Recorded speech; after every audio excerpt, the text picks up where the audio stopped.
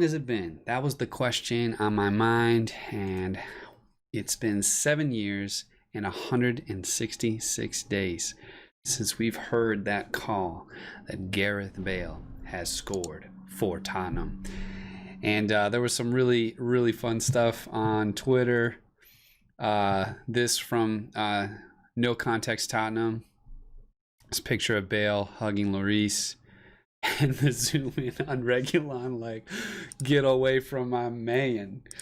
And I don't know what it was that had me going, but this morning I just had this song in my head. And I don't know, maybe it's garbage, but I thought I would share it with all of you. It goes like this. Gareth Bale, Bale, Bale. I remember his big sale. He went off to Real Madrid, and we knew he'd never fail. When Zidane gave up his spot, Daniel Levy shot his shot, and he brought him back to Tottenham on the flight with Reguilon. Woo! Oh, man. I just feel like so excited. And it's just so fun to see him score. What a game. It was not so fun to watch, except for a few moments.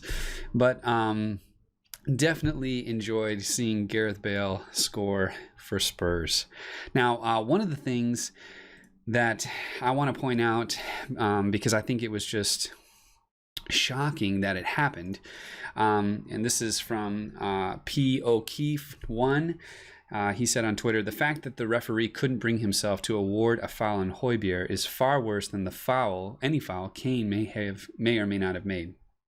It's not even a debate that the official got that wrong, yet people are up in arms over Kane manipulating legally a law. That speaks volumes. And I do think, I mean, you could go either way, right? But I do think what Harry Kane is doing, it's not against the rules. He's just using the law. He's using the rules to his advantage. And he had his feet in the box when he was touched. And so, yeah, it was a penalty. I know people may not like it that way, but that's what the rules are. I don't like that if a ball touches your hand at any speed, at any distance, whether you're looking at it or not, if your arms are away from your sides or whatever, that it's called a handball, but it is what it is. So another really kind of a cool video that I found was this here.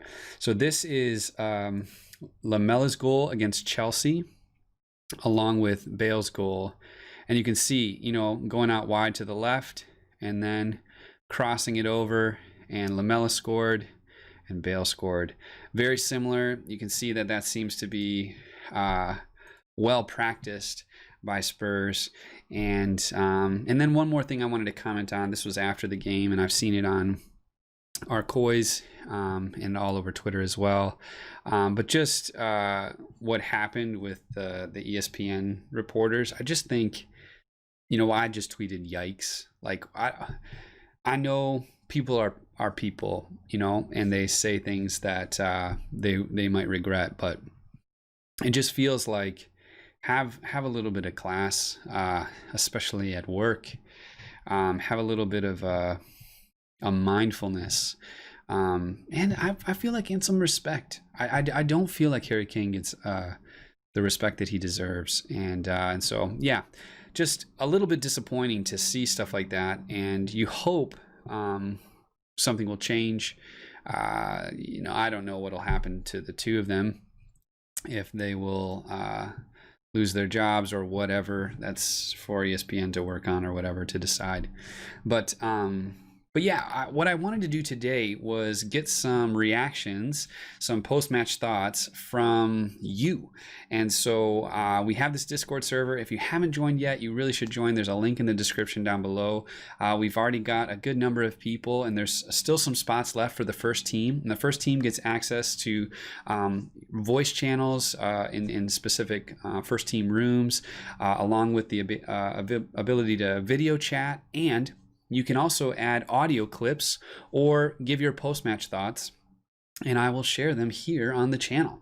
So if you don't get one of those first 100 spots, there's a Member Plus option, and then everybody else after the second 100 will be members. And I've explained that in another video, and I'll put a link to that as well. But so this is coming from Ginty from Scotland. If Højbjerg keeps playing the way he is, he will go down as the signing of the season in the EPL and be placed into the team of the season also. And I wholeheartedly agree.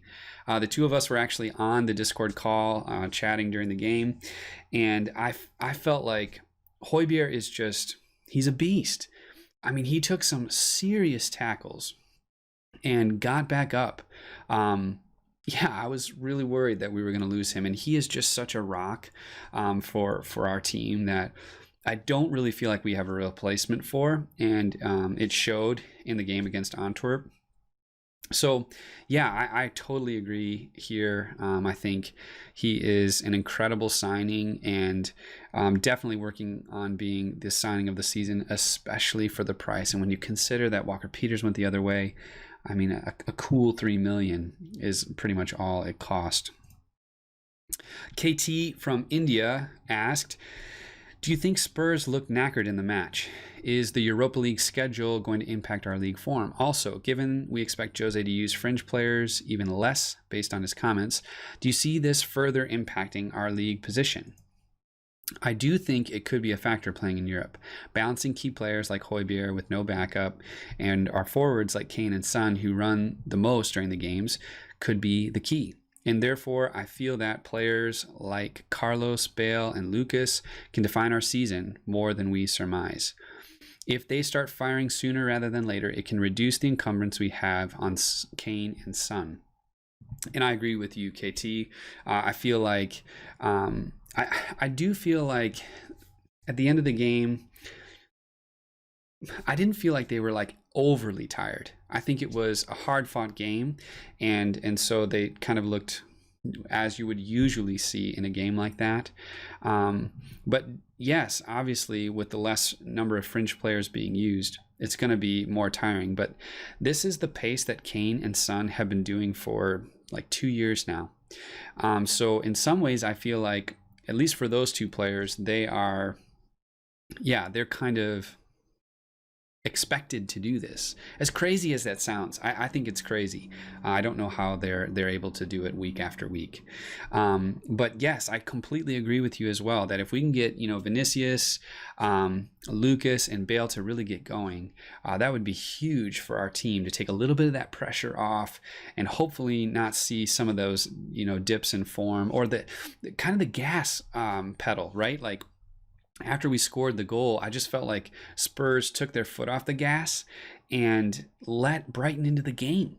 And that's the kind of thing that can come back to bite you. And sure enough, it did. But we were able to come back and score in the end. But yeah, so I agree and disagree maybe. I do think that there is potentially some tired legs. But from the guys that we have, this is kind of part of the expectation. Busy from England said, I think as a fan base, we need to be cautious. We can't expect thumping wins against teams that play ultra defensive against us, leaving us nowhere to exploit. Burnley and Brighton were both horrible performances to watch, but we did what we had to do to win. And I'd take that above 25 plus shots against Newcastle and draw, or go 3-0 up against West Ham and draw. Hate to say it, but Mourinho's winning at all costs attitude is beginning to rub off on me. I was definitely the type to berate performances last night and promote attacking football at all costs. These last 6 points are points we'd normally drop. I think you're right. I think even Spurs a year and a half ago, at the end of Poch's reign, would have struggled to get these points over the line. And that would be so frustrating, right? We'd show up for some games and then we'd just disappear. And I think that, yeah, Mourinho's winning at all cost attitude is rubbing off not just on you, but on me. I felt like I understand why it matters so much to him. And I've said this to some people, that I really feel like I appreciate that Mourinho's mentality is win this game. Like nothing more than that, not looking really much further than that, but just focus on this game and win this game. I think the more that these players can get that mentality of focus on what's right now, what's happening today, Don't get lost in what's coming up. Don't get lost in what it means for the table. Just focus on doing the right things right now. I think that's going to be a huge in terms of the mentality. Hopefully, as long as Mourinho's here, and even after he's left, I hope he stays longer than 3 years. But even if he does, I hope that this instills in guys like Harry Kane and Sonny and whoever, Dyer, etc. That they would be able to keep that kind of a winning mentality, win at all costs. That'd be wonderful. Woodley from England says, at the start of the game, we looked very good, but after the penalty, we definitely looked tired, and we gave them lots of possession. However, I think that we were able to control it as they didn't have any clear chances for scoring in the first half. I will say Lamptey did have Sonny on the ropes. Son needs to do better because we all know his class, and the young boy shouldn't have been an issue for him. Højbjerg is an important addition to our team. We would have been struggling without him, dropping between Toby and Dyer whilst we were out of position. Ndombele is an absolute baller. I love watching him power forward with the ball. Yellow card definitely hurt him a lot. I'm aware that it was a clear foul that led to the goal, but if you watch it back, our defenders turned off as always. And what do I need to say about Bale? He was born to play for Spurs, from birth. Yeah, Woodley, I mostly agree with you. I think, again, and maybe this is something I'm missing because KT mentioned it as well in terms of being tired. I didn't particularly feel they looked tired. I just felt like they pulled back a little bit. But yeah, I agree with you. I think Lamptey's a player. Like this guy, he was giving us trouble. And when we were on the call with Genty, he was saying the same, that, this is some kid, and he was most likely to score. He certainly, he did. And I just feel like, yeah, it's a good point about Sonny there. And yeah, Bale. I mean, dude, I'm singing about him. Bale. Remember his big sale? Anyway. All right, last one. Techno Steel from the UK said, in the second half, Brighton looked to keep the ball and tried to create chances, but Spurs kept them away from the box, and Brighton started leaving space behind, which we tactically used to our advantage to counterattack when Brighton attacked. Then Brighton scored, even though a disgusting foul was committed on Højbjerg. I agree with you there. After Bale came on, scored, but this goal was created because Brighton left space behind, and we exploited it with Reguilon, and we scored the goal. As a whole, I think we did deserve to win. Happy that the players are starting to mentally cope with the pressure in the last minutes, as seen, and I just can't wait to see the trio again. I totally agree with what you're saying here at the end. There are two trios, right? Son, Kane, Bale, Højbjerg, Ndombele, and Lo Celso. I feel like once those three, or two sets of three, start firing, start clicking, this is going to be a team to be reckoned with. And sky's the limit as long as they can, like you said, cope with that pressure, finish out games, grind them out, and not lose sight of the win.